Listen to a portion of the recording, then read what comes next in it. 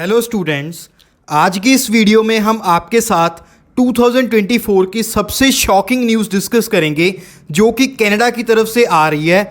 And अगर ये rules जो आपके साथ इस वीडियो में डिस्कस करेंगे ये इम्प्लीमेंट होते हैं तो ये वर्स्ट न्यूज़ होगी, स्पेशली उन स्टूडेंट्स के लिए जो कनाडा के लिए प्लान कर रहे हैं, जो ऑलरेडी कनाडा में वो स्टूडेंट्स करंटली वहाँ वर्क परमिट पे हैं।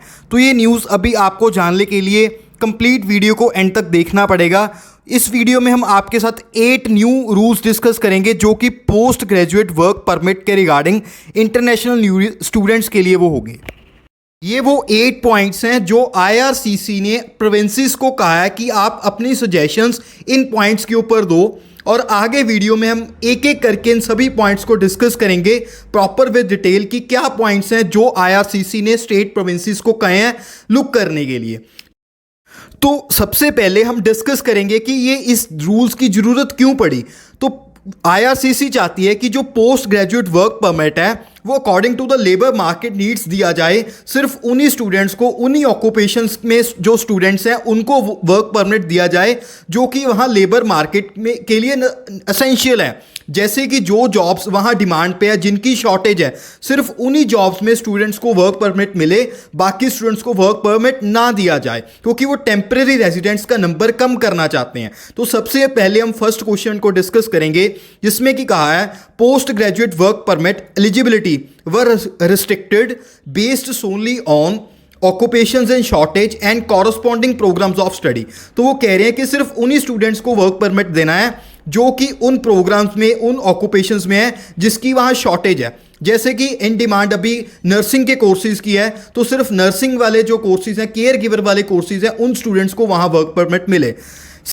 सेकेंड क्वेश्चन में उन्होंने प्रोविंस से पूछा है कि क्या आप किस डोमेन्स को इसमें एग्जेम्प्ट करोगे, जैसे कि जिन स्टूडेंट्स को फ्रेंच लैंग्वेज में ज़्यादा उनकी प्रोफिशिएंसी है, तो क्या जिन स्टूडेंट्स को फ्रेंच आती है उनको आप एग्जेम्प्ट करोगे, उन स्टूडेंट्स को आप वर्क परमिट दोगे चाहे वो उन डोमेन्स में नहीं एनरोल्ड हैं जिनकी की वहाँ शॉर्टेज है। थर्ड क्वेश्चन में उन्होंने कहा है कि अगर 1 ईयर के बाद जो स्टूडेंट्स हैं जिनको अपना वर्क परमिट एक्सटेंड करवाना है तो उसके लिए क्या उनको जॉब ऑफर एसेंशियल है। तो वो उन्होंने प्रॉपर वहाँ कहा है कि जिन स्टूडेंट्स ने अपना 1 ईयर के बाद पोस्ट ग्रेजुएट वर्क परमिट को एक्सटेंड करवाना है तो क्या उनको एक प्रूफ चाहिए जॉब ऑफर का कि वहाँ उस जॉब की शॉर्टेज है। फोर्थ क्वेश्चन में उन्होंने कहा है कि apart from having a job offer क्या आपको कोई एक्स्ट्रा एलिजिबिलिटी क्राइटेरिया जैसे कि कोई लैंग्वेज प्रोफिशिएंसी टेस्ट या उसके अलावा आपको उस डोमेन से कोई स्पोर्ट लेटर चाहिए, प्रोविंशियल स्पोर्ट लेटर चाहिए अपना वर्क परमिट को लेने के लिए, पोस्ट ग्रेजुएट वर्क परमिट को लेने के लिए आफ्टर 1 ईयर। तो क्या आपको कोई लैंग्वेज क्राइटेरिया जैसे कि आइल्स का एग्ज़ाम, पीटी का एग्ज़ाम वो चाहिए। जो फिफ्थ क्वेश्चन है जो सबसे मेन पार्ट है, इस क्वेश्चन में उन्होंने कहा है कि जो ऑलरेडी वहाँ स्टूडेंट स्टडी कर रहे हैं कनाडा में, क्या ये रूल्स उनके लिए अप्लाई होंगे। अगर ये उनके लिए अप्लाई होते हैं तो this would be the worst case. ये एक तरह से स्वॉर्ड है उन स्टूडेंट्स के ऊपर जो ऑलरेडी कनाडा में हैं। अगर ऐसा होता है तो कितने स्टूडेंट्स को वर्क परमिट नहीं मिलेगा, अपनी स्टडीज़ कंप्लीट करने के बाद उनको पोस्ट ग्रेजुएट वर्क परमिट नहीं मिलेगा। तो एक बहुत ही बैड न्यूज़ होगी उन स्टूडेंट्स के लिए अगर ये रूल उनके लिए भी अप्लाई होता है जो अभी इस वीडियो में हम डिस्कस कर रहे हैं, जो आईआरसीसी रिकमेंड कर रही है कि हम ये रूल्स लेके आने वाले हैं आने वाले समय में। इसके बाद जो 6th पॉइंट है, उस 6th पॉइंट में उन्होंने ये पर्टिकुलर कहा है कि जो भी आपके ऑक्यूपेशनल शॉर्टेज लिस्ट है तो वो कितने टाइम के बाद रिवाइज होनी चाहिए, उसकी क्या फ्रिक्वेंसी होनी चाहिए, क्योंकि कुछ ईयर्स के बाद वो चेंज होते रहते हैं। कोई बार क्या होता है कि कुछ डोमेन्स में अभी शॉर्टेज है बट 1 या 2 ईयर्स के बाद वो शॉर्टेज नहीं रहती। तो उस वजह से उन्होंने कहा है कि आप कितने टाइम के बाद वो लिस्ट प्रोवाइड करोगे, प्रोविंसेस कितने टाइम के बाद लिस्ट प्रोवाइड करेंगे जिनमें बताया जाएगा कि इनकी शॉर्टेज है, ये ऑक्यूपेशंस इन डिमांड है। तो वो भी आईआरसीसी ने पूछा है कि आप हमें कब तक बताओगे कि किस प्रोविंसेस, कितने टाइम पीरियड के बाद बताओगे कि आपके प्रोविंस में किस चीज़ की शॉर्टेज है, किस डोमेन्स में ज़्यादा वर्कर्स की ज़रूरत है। 7th में उन्होंने कहा है कि जो भी ये चेंजेस लेके आए हैं क्या ये लॉन्ग टर्म को कंसीडर करते हुए लेके आ रहे हैं, क्या ये लॉन्ग टर्म के लिए हैं। तो ये इस सर्वे के इस क्वेश्चन में उन्होंने ये पूछा है कि ये लॉन्ग टर्म के लिए स्टूडेंट्स को रिटेन करने के लिए अपने प्रोविंस में। और जो लास्ट क्वेश्चन है उस क्वेश्चन में इन पर्टिकुलर उन्होंने ये चीज़ पूछी है कि आप इन भी स्टूडेंट्स को पीएनपी के थ्रू परमानेंट कर रहे हो, जिनको पीआर दे रहे हो, तो क्या वो जो सभी स्टूडेंट्स हैं वो लेबर मार्केट की जो नीड्स हैं उस अकॉर्डिंग ही आप उन स्टूडेंट्स को परमानेंट कर रहे हो, उन स्टूडेंट्स को पीआर दे रहे हो? क्या उसमें कोई लूप होल्स, क्या उसमें कोई गैप तो नहीं है?